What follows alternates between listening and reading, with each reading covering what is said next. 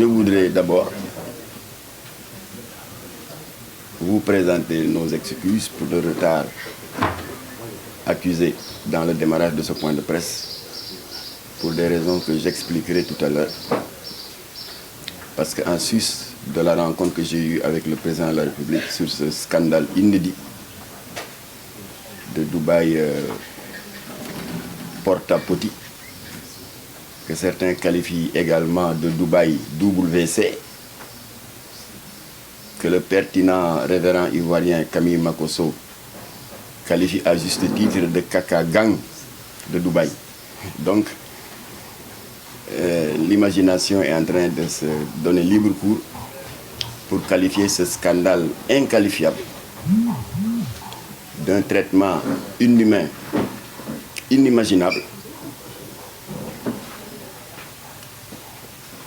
fait de dégradation de la personne humaine et de l'humiliation extrême de nos sœurs et de nos frères dans ce pays ami qu'est Dubaï. Je voudrais également, au nom du bureau exécutif, vous souhaiter la bienvenue, le bureau exécutif de Jamra,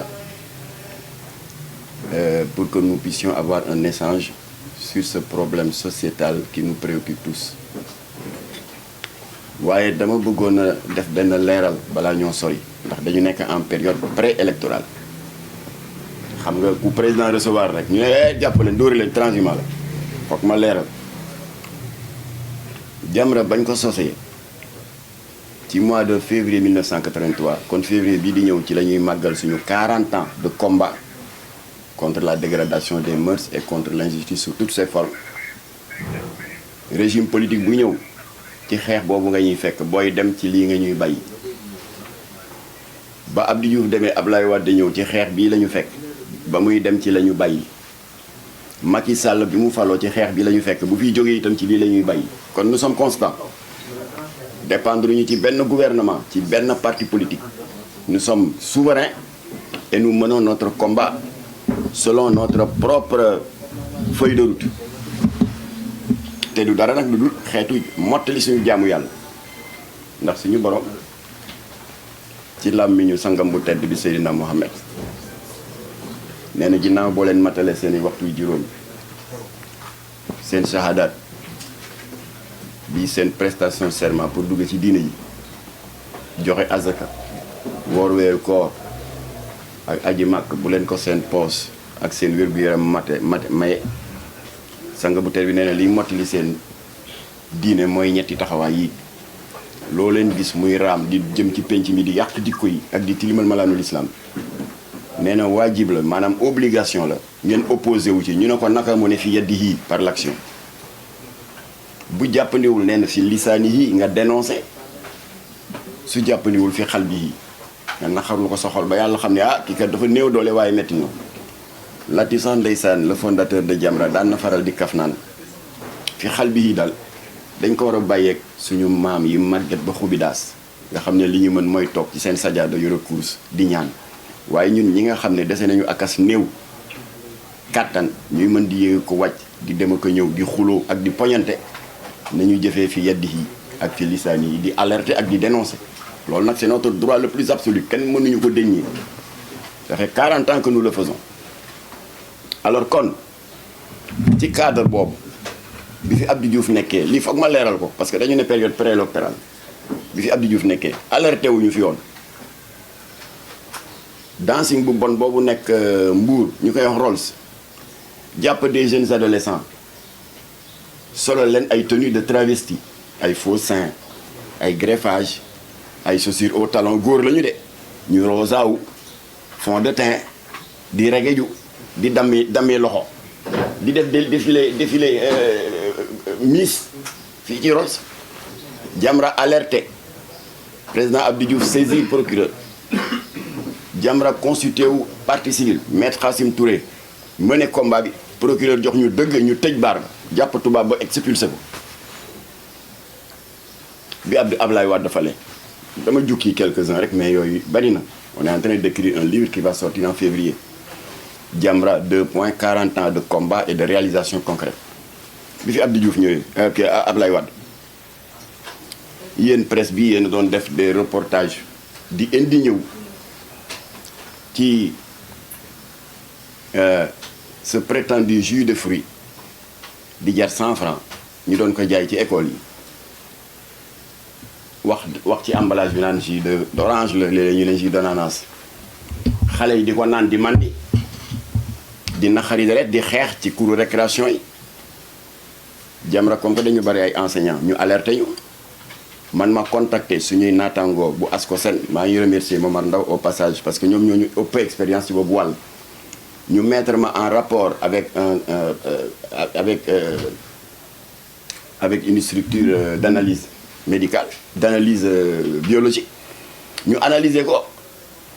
ce prétendu jus de fruits te ñu tuddee ko Jakarta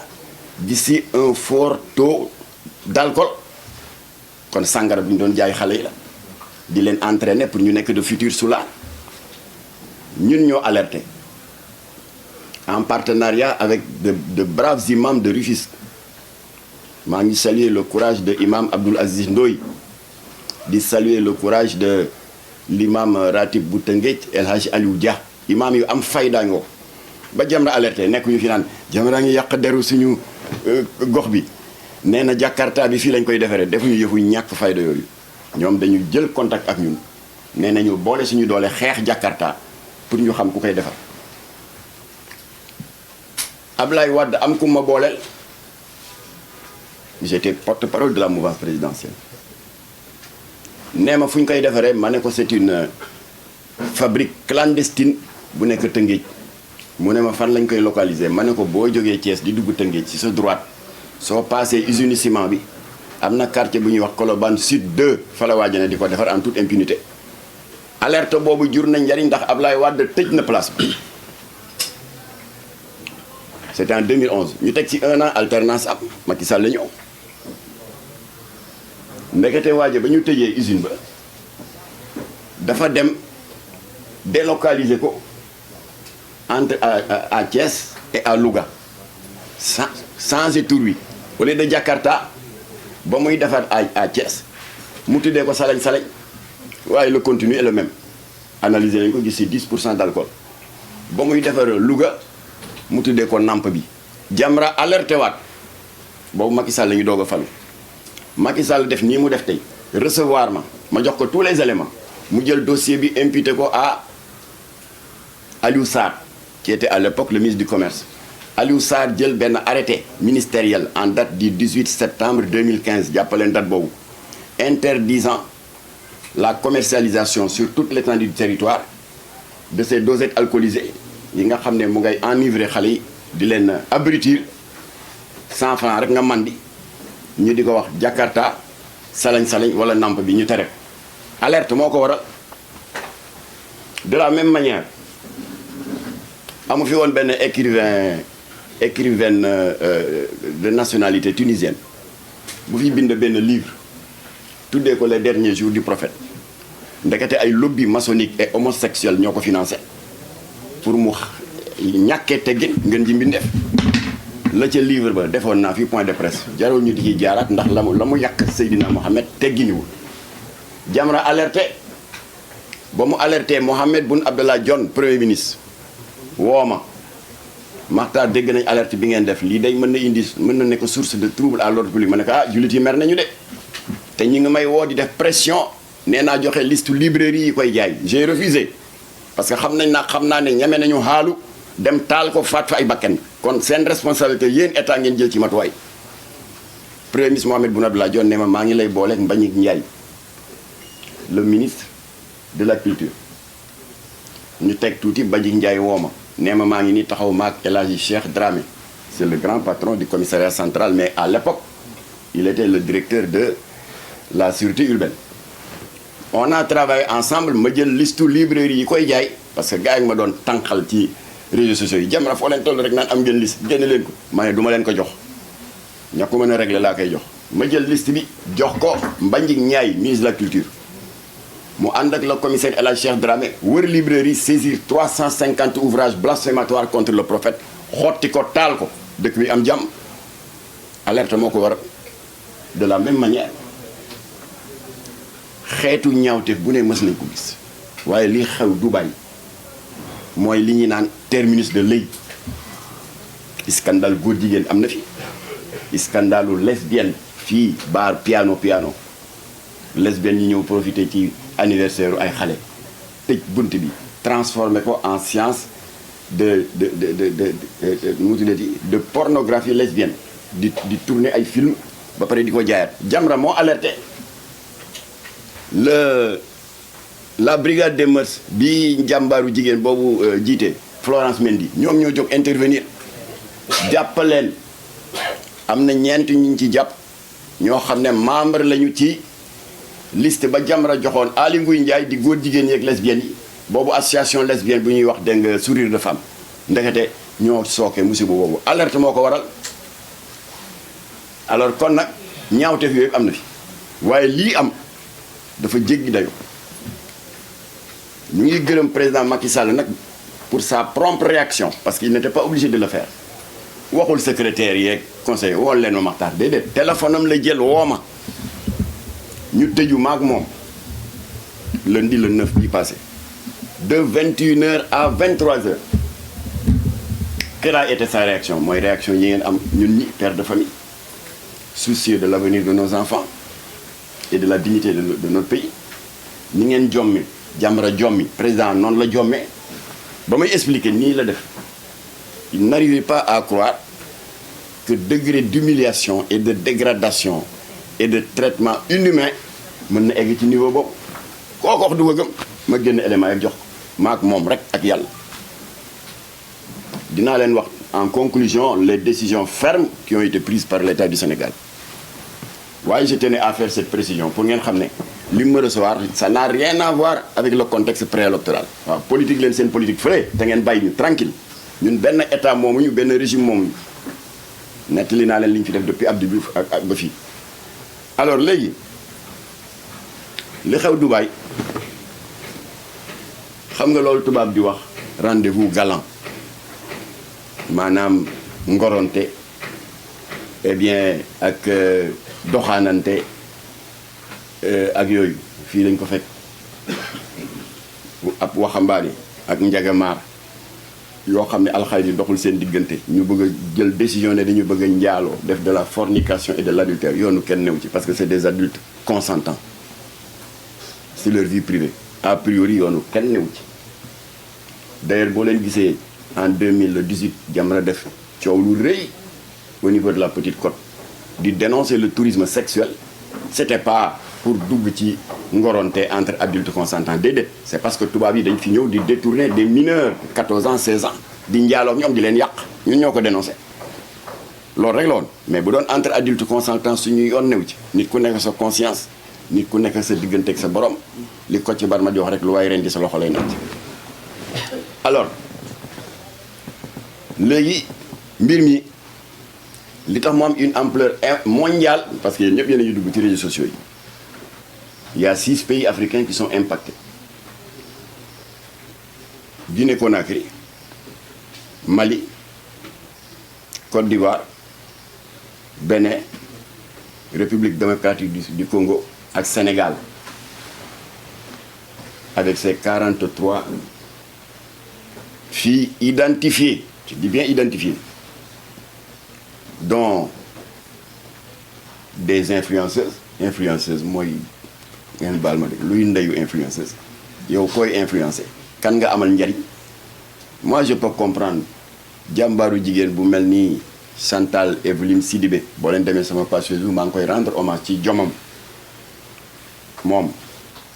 buntu argent facile xam na ko waaye elle a préféré investir dans la transformation des produits locaux mu ngay defar ay jus de ditax jus de bissap ay jus de mangue di ko jaay ak des tissus teints cuub di ko jaay boo gisee man ma jël capture publication siiwal ko dafa am slogan bu daw yaram bu mu wax nee na je préfère vendre dignement mes géej donc le poisson séché et mes kecax le poisson fumé que de céder à la tentation de l'argent facile ma ne jigéen ju amal jom a ngi comme pour mat a jàppale. kon Evelyne ñu ngi lay rendre hommage la nga nekk noonu la liggéey rek moo wóor alors donc bi nga xamee ni mbir mi am na particularité bi mooy ay mafia de trafic de migrants dañ ci dugg parce que démb jusqu'à 23h j'étais en communication avec l'ambassade des Émirats arabes parce que sénégalais dañuy juum souvent ci presse bi ñu defee ne Dubaï dëkk la déedéet Dubaï dafa nekk une institution étatique qui fait partie d'une fédération de 7 États ñu tuddee seen bopp Émirats arabes unis Dubaï ngi ci biir Abu Dhabi ngi ci biir et cetera 7 lañu dafa mel ni rek nga ne Californie Los Angeles New York Nebraska 50 États yooyu dajale seen bopp tuddee seen bopp États-Unis d'Amérique voilà kon nag Dubaï amu fi ambassade Émirats arabes unis bi ëmb Dubaï ëmb Abu Dhabi ak yeneen dëkk ba ñu mat 7 ñoo fi toogal seen intérêt biig ba 23h maa ngi ci ay jokkoo ak ñoom ñoo ma woo man woowuma leen ndax aw ma sax seen contact ñoom tamit dañuy yéemu ni Macky Sall la yéemoo jommi dañuy yéemu parce que nee nañ lii daal c'est pas l'état des Émirats c'est des privés saay-saay ñooy def seen mbir alors ma ne kon des mafias de trafic de migrants dañ ci dugg à l'insu des États concernés parce que Sénégal ak Dubaï wax dëgg yàlla ñu ngi entretenir de très bonnes relations Dubaï mu ngi dimbali Sénégal Macky Sall qui nous entend c'est de quoi je parle le fameux projet Dubaï Port World partenariat la avec le port autonome de Dakar mooy jur Dubaï Port World Dakar donc benn joint venture la ñu def muy coopération industrielle et financière ils ont créé des centaines d'emplois 300 hectares de conteneurs de terminal de conteneurs fii ci port bi Dubaï Port World autorités yi Dubaï yi ñoo ko moom DER bi ngeen di dégg itam direction de l'entrepreneuriat rapide xaalisu Dubaï a ngi ci donc vraiment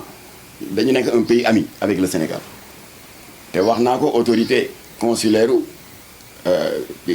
mu tëddi Émirats arabes on n'a pas le droit ni le Sénégal ni yéen ñuy seetaan ay samba boy di yàq diggante ñaari dëkk yi je remercie au passage seen conseiller chargé des affaires économiques et politiques j'ai beaucoup travaillé avec lui jusqu'à 23h ci dossier bi on doit se reparler parce que l'ambassadeur doit me recevoir je ne l'ai pas sollicité waaye gis na liggéey bi Jamra def gis na Macky Sall itte bi mu ko jox ba recevoir